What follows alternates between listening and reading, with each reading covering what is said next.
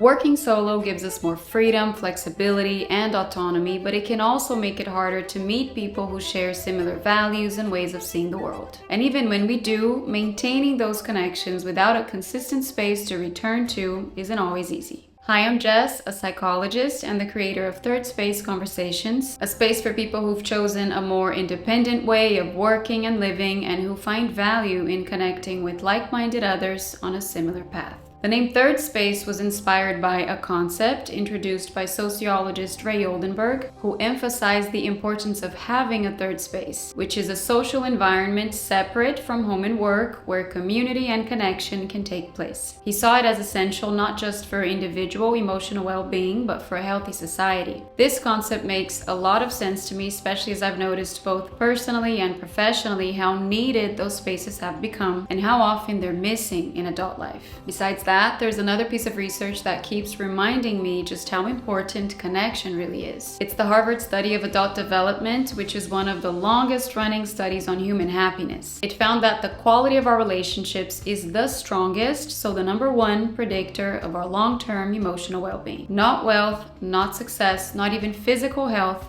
but good quality relationships. Third Space Conversations was born from the meeting of these two foundational concepts and the belief that we need more spaces that provide the appropriate conditions for good quality relationships to emerge and grow. From my perspective, as a mental health professional, that means spaces rooted in emotional safety, consistent presence to allow relationships to deepen over time, and shared core values that create a sense of harmony and understanding. And why focus on solo workers? I think the honest answer is because I am a solo worker myself. I have an independent career in psychology, so I understand this lifestyle well, and I feel I'm most effective working with groups who share similar experiences and set of values. That's why the focus isn't just on solo workers, but on like-minded solo workers. I'm intentionally avoiding mixing people who are too different on critical aspects, because my main goal is to contribute to the number one predictor of mental health, which is good quality relationships, as mentioned before. So not just any kind of relationship.